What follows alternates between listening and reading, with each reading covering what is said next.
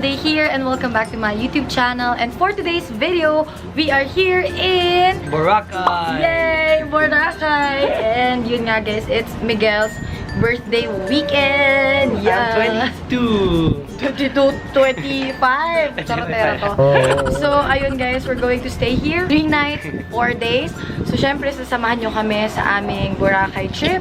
And if you wanna know what's gonna happen next, just keep on watching.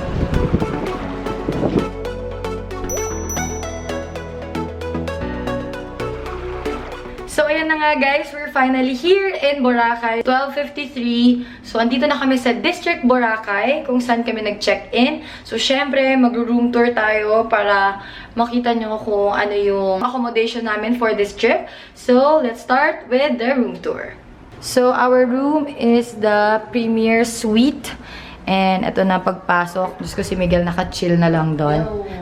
Dito sa right natin is the bathroom. So, we have mirrors here, sink. Yan. And then, ito yung shower natin. Everything's complete with hair dryer, shampoo, soap, towels, complete. And this is our parang mini bar. So, meron tayong ref, meron tayong safe, and syempre mga complimentary na mga coffee and tea. And this is our sala where you can chill. We have a TV.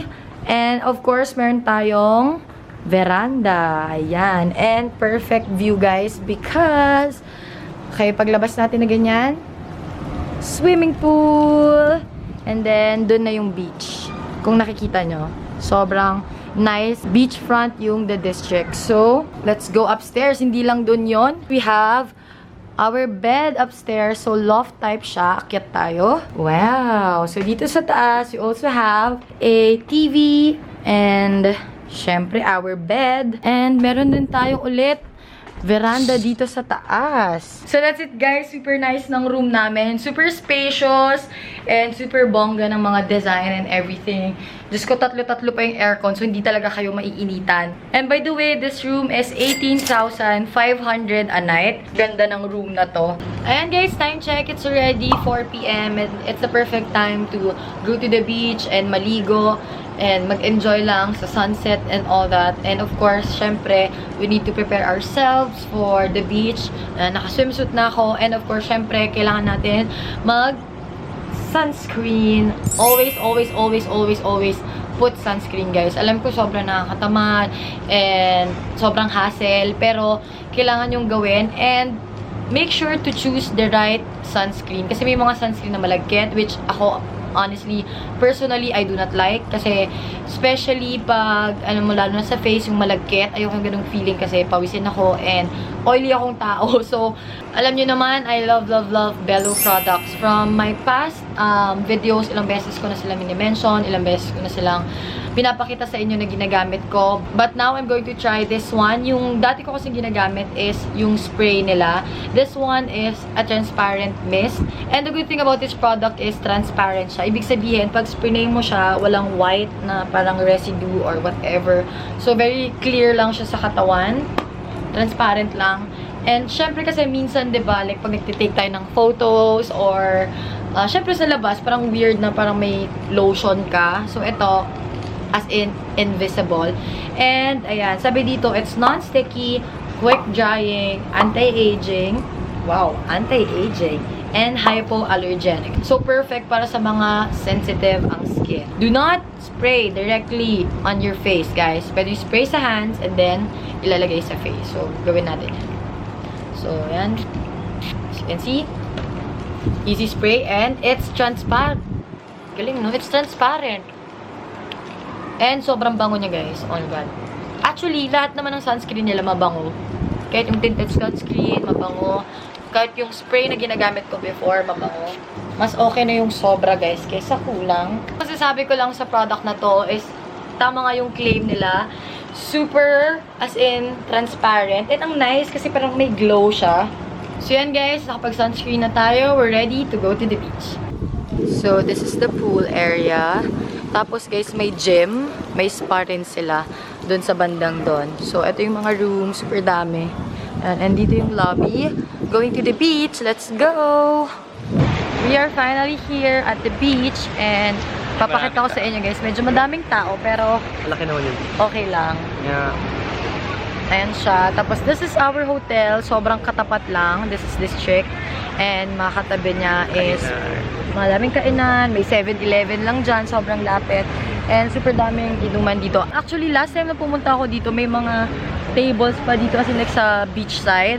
Ngayon, wala na lahat. Bawal na uminom dito sa beachfront. Bawal mag-yosi. Siyempre, bawal mag-litter. Bawal magtapon na kung ano-ano lang. Mas malinis siya actually ngayon compared before, in fairness. We're just waiting for the sunset and nabook na pala namin yung massage namin. May massage kami ng 6 p.m. and then dinner at 7 p.m. Today, puro lang kami dito sa resort. Tomorrow kami mag-tour and everything. So, time check guys. It's already 6:02. Late na kami sa ating spa appointment. Hindi kami masyadong nakapag-picture kanina sa beach kasi medyo gloomy. Tapos nung umalis na kami, tsaka nagkaroon ng sunset. Parang, This is the way to the spa. Akyat tayo dito. Guys, sobrang galing. May choices pa kayo ng oil.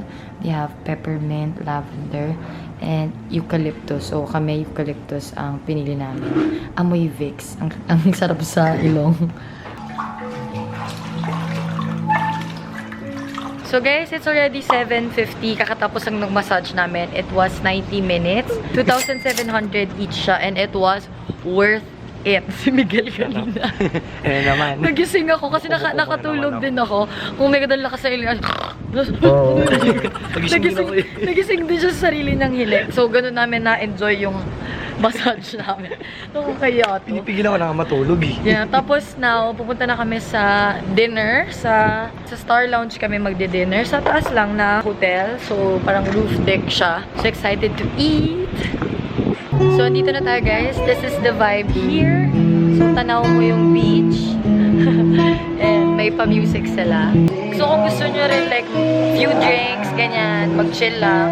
This is the perfect place kasi you can see the view. May kumakanta. Like, perfect time to chill. Siyempre, first order of business, no? Cocktail. So, mine is Boracay Island Tea and Miguel. Mango margarita. Mango margarita. Cheers while waiting for our food. Guys, I just wanna share yung mga straw nila dito. It's made of cassava and hindi siya plastic pero mukha siyang plastic. Ang galing. Nakalagay dito, hashtag I am plastic free. So, kudos to District Boracay for using straws like this. Okay guys, this is what we have for dinner. I don't know if you can hear me because of the musician, but ito yung Angus steak. Oh my god, sobrang worth it siya. This is 1,300 pero grabe ang laki. Good for 2 to. And may sides na siya. May vegetables din. Ito yung kay Miguel. This Salmon. is salmon. This is 600 lang pero grabe yung serving. And we got gambas and calamares and of course yung drinks namin. Let's eat! So guys, we're done with our dinner. Grabe, sobrang sarap ng steak. So pag pumunta kayo dito, yung Angus steak, perfect. And sobrang malaki siya. So baka pwedeng or 2 na yon. Tapos mag-order na lang kayo ng isang side dish. Yeah. Kasi kami hindi namin naubos. Pero sobrang sarap. I recommend yung Angus steak. Masarap din yung ano nila, calamares and gambas. Salmon din, it's good. Actually, yung lahat ng order namin masarap. Tapos pag gusto nyo, masarap uminom dito. So right now, we're drinking and pinupulutan namin yung food namin. Hindi pa namin ubos yung iniinom namin kanina. Drinks nila, not that bad. Cocktail is 250. So parang poblasyon lang din. Makati price, ganon. District na to. So, not bad, really. Good morning! Hello! Day 2 na tayo dito sa Boracay. And time check, it's already 8:36 a.m. And yung tour natin will start at 9:30. So, may 1 hour pa tayo for breakfast. So, and we're ready. Hindi na namin pinakita sa inyo kung paano kami mag-prepare. Pero nagising kami like around 7. So, nandito na tayo sa buffet and I'll show you kung ano yung mga pagkain nila. Sobrang dami, guys. We have the porridge station. So, ito siya. Tapos maraming toppings. And dim sum, may siomai, siopaw, and waffle and toast. Medyo hindi nyo kita kasi may fog. Cereal station. And drinks, coffee, juice. We have fruits. And, oh my God, leche flan, dessert. May scotch egg. Yeah, food. Oh, may daing na bangus ba? Oh, vegan longganisa. Oh my God, my favorite. Okay, nagugutom na ako. And baked beans. Ay, okay. Sige pa. Pan-fried zucchini. Steamed rice, garlic rice. And your favorite? And my favorite, bacon. So this is our food. It's time for our tour and sunblock first. Can you apply? Okay. Diba? May assistant ako. Oh. Uy, kilig-kilig. Nasa boat na kami, guys, and this is a private tour, and we walked through KK Day. So this is the half-day private tour sa Puka Beach and Crocodile Islands. Ilalagay ko yung link sa description box, just in case you want to purchase. So kami lang dalawa ni Miguel sa boat, kasi nga private tour, di ba? Private nga. Yeah, kaya private nga, di ba? Tapos may kasama. So let's start with our tour.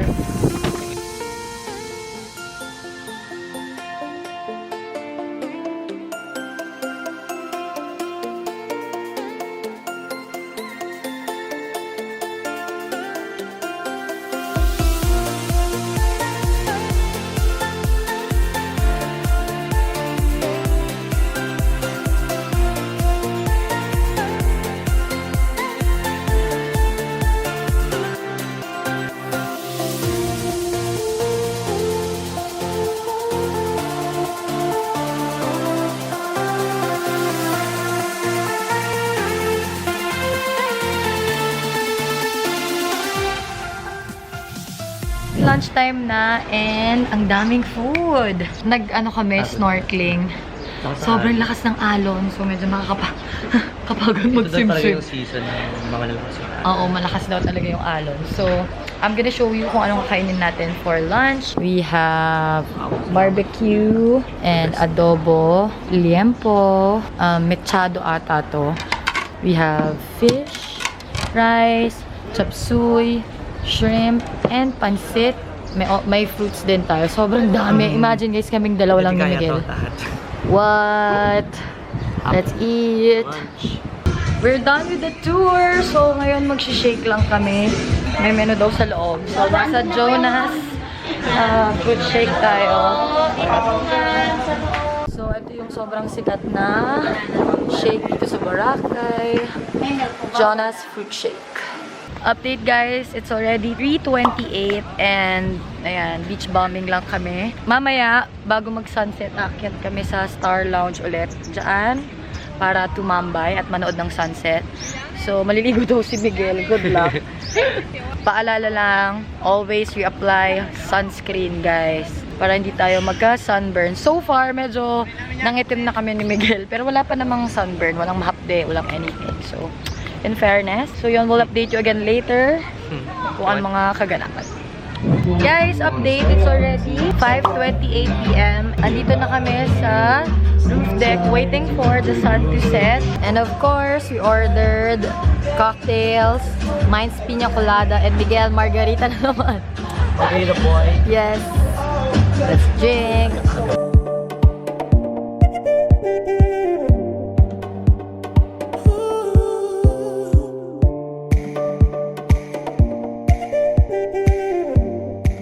We're finally here at Station X, guys. So, nag-tricycle kami from the district hanggang dito. Kasi medyo may kalayuan siya. So, I don't recommend na lakarin nyo. So, meron silang food hall dito and dun natin pasukan. And iba-ibang food. So, let's see kung ano yung makakain natin tonight. So, we are finally inside. Meron silang tinatawag na street market and may iba-ibang stalls ng food, which is nice kasi kung indecisive kayo at hindi nyo alam kung ano kakainin nyo, marami silang options. And guys, meron silang Mama Coco dito na gusto ko ipatry kay Miguel kasi na-try ko na yun sa La Union. Masarap. It's really good. So, it's for dessert. So, ipapatry ko sa kanya mamaya. We'll show you later kung ano yung in-order namin na food. We ordered mi goreng and according to Miguel, Hindi masyado malasa. oo. And we ordered oysters, 1 dozen. Hey! Yum! Someone bought some Mama Coco and trying it for the first time. Come on, Baba. Taste it. That's so good. I love it. Wow. Sarap. Sarap, no? Sarap. May buko-buko siya. Yeah. Yes, that's so good. How much is that? 150 lang to. Single order. See, it's good. Yum. By the way, guys, di namin nagustuhan masyado to. This is 300 plus, so medyo mahal. This one is 495 for 12 pieces. Not bad. But by the way, napansin namin na hindi ganun ka-affordable dito sa Station X Food Hall. So, kung nagtitipid kayo, marami pa kayong ibang pwedeng kainan other than here. But yeah, okay naman. Nagustuhan ko tong oysters. Guys, update lang. By the way, guys, nag-film kami kanina ng isang challenge. So, abangan nyo na lang yung video na yun. Siguro mga next week, lalabas na siya. So, ayun. This is the end of our night. We'll update you again, guys, tomorrow for our third day. Good morning! Kukuha lang kami ng food. 7:30 pa lang. It's time to eat. Time check, it's already 8:44 and we are beach bumming. Perfect time kasi hindi pa siya ganun kainit. So that's the beach, guys. Sobrang ganda. Magtitik lang kami ng photo. So okay, babay, mamaya na ako mag-vlog. It's already 11:47 and kakatawas lang namin mag-beach and everything. So, syempre, kailangan natin ulit mag-reapply ng ating sunscreen. And also, sa mga curious kung saan ito mabibili, this can be bought sa Watsons. Pwede ring online like Lazada and Shopee and Beauty Manila. And this is 499.75 pesos. By the way, guys, later, meron kasi kaming helmet dive with KK Day and also parasailing with KK Day. So, it's gonna be fun, mga activities natin after lunch. So, nag-decide kami na after lunch na lang yung activities para sa umaga, chill lang. Kasi hindi ako morning person. So, ayun. Kakain kami sa Plato de Boracay. Seafood daw yun. Sinuggest ng friend namin, si Jamie. So, affordable seafood. Ayun, guys. We'll update you pag kakain na kami. Dito na tayo sa D-Mall, guys. Sobrang lapit lang sa hotel. Yeah, 20 steps away from our hotel, yung D-Mall. Kung saan maraming mga kainan. Pilihan ng mga kung ano-ano. Para siyang as in legit mall sa Manila. Parang ganon. So, hinahanap lang namin yung kakainan namin. So, dito na kami, guys. And this is their menu. In fairness, 400. Mga prices nila, 350. Not bad. Squid, 350. Shrimps, 400. And may service charge pa sa total bill. So, yan. Pipili lang kami ng kakainin. And then, we'll update you. So, our food is here. We have shrimp, sizzling talong. Di sarap. Okay, time to eat. Okay, guys. Start na tayo ng ating helmet dive. So, we booked our helmet dive experience with KK Day, of course. And I will just put the link on the description box. And, ayan, sobrang init. Pero, laban lang. Si speedboat daw tayo papunta doon. That will take around 3 minutes lang. Tapos, the helmet dive is 20 minutes long lang. So, mabilis. Ay, hindi. Actually, medyo matagal yung 20 minutes na under the water. Medyo matagal pala yun. So, ayan. Let's start!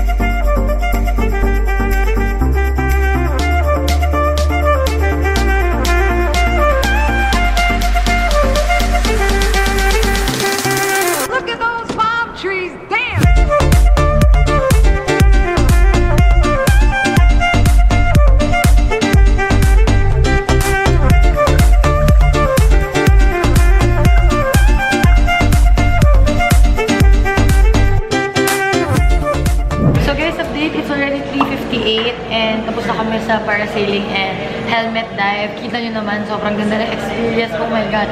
Grabe si Miguel. Miguel tawag-tawag. Sobrang takot siya. So kung may fear of heights kayo, medyo kakabahan lang kayo konti. Pero it's fine. I swear ako kasi wala akong fear of heights. So enjoy ko talaga yung parasailing. And yung helmet dive, feeling ko yun yung kailangan yung itry. So yun guys, again, we booked it with KKday. You can check the description box for the links. And yan, magpapahinga lang kami. Andito kami sa coffee shop dito sa The District. We ordered gelato. Sobrang sarap. Yung Ferrero nila is super sarap. So yun, we'll update you later. But first for the sunset and the dinner. Update guys, it's already 7 p.m. and we are on our way to Two Seasons. Kasi sobrang sarap daw ng 4-cheese pizza nila doon and oyster sisig. So doon kami magdi-dinner after ng aming mga parasailing and helmet dive. Napagod kami. So, natulog kami and nag-recharge. So, tonight, we are going to bar hop because Pub crawl. sasalubungin namin birthday ni Miguel. He will shoot a different content for that. So, abangan nyo na lang sa channel niya. So, for tonight, siya naman ang mag-vlog. Yan. Watch out, guys. Yes, so we'll let you know pag nasa Two Seasons na kami. Same as yesterday, magta-tricycle lang din kami. Malapit lang naman siya. Lalabas tayo sa main road. We are finally here and in fairness, wala masyadong tao. Maganda yung vibe. Hindi ganun kalaki yung restaurant, but okay lang. Siyempre, orderin natin yung mga bestseller, no? Like yung 4-cheese pizza and yung oyster sisig. Pizza is, I think, 600 plus. Yung sisig is 400 plus. So, let's see if it's worth it. Oh my God, look at that pizza. Feeling ko naman masarap talaga siya, no? But looks so good. And the oyster sisig is here. Let's eat it. Guys, verdict. Sobrang sarap ng pizza. What the hell? As in, worth it siyang puntahan. Sobrang sarap niya. It's good. Wild good. Ayun ka lang din. Or guys, worth every penny. Guys, umalis si Miguel kasi nakakatawa, nakalimutan niya yung bag niya sa Two Seasons. So, bumalik siya. So, birthday niya bukas. So, bibili tayo ng cake para mamaya madaling araw, ma-surprise natin siya. Hopefully, hindi na makita to sa ref. Ayan guys, sa hotel room na kami. It's around 9 p.m. na. And, magpa-pub crawl kami. Yes. Bar hopping. So, hindi ko dadalhin tong camera. Si Mia lang mag-vlog. So, panoorin nyo na lang sa kanyang channel. So, bukas na tayo magkita-kita, guys. Good night. Good night. Guys, ito na yung surprise. Huh?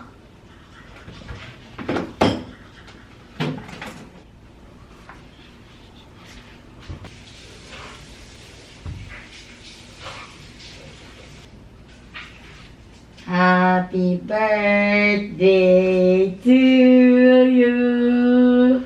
Happy birthday to you. Saan galing yan? Happy birthday, Baba ko. Thank you so much. Happy birthday to you. Thank you so much, Baba. Saan galing yan? You bought it where? Basta blow the candle, mate. Ayun. Babae mo na. Happy birthday. Thank you, Baba. It's a success! Stop! Naiyak na siya, guys. Don't cry. It's your birthday. Thank you, Baba. Yeah, eat na your cake. It's good, right? It's good. Balasing na siya, guys. It's good? Ooh. Happy birthday. Hi guys! Good morning! This is our last day here in Boracay and hi, sad to say, yan, nakaligo na ako, empake na, dahil maaga yung flight natin. Birthday boy! Happy birthday! Na-surprise siya kaninang madaling araw dun sa cake.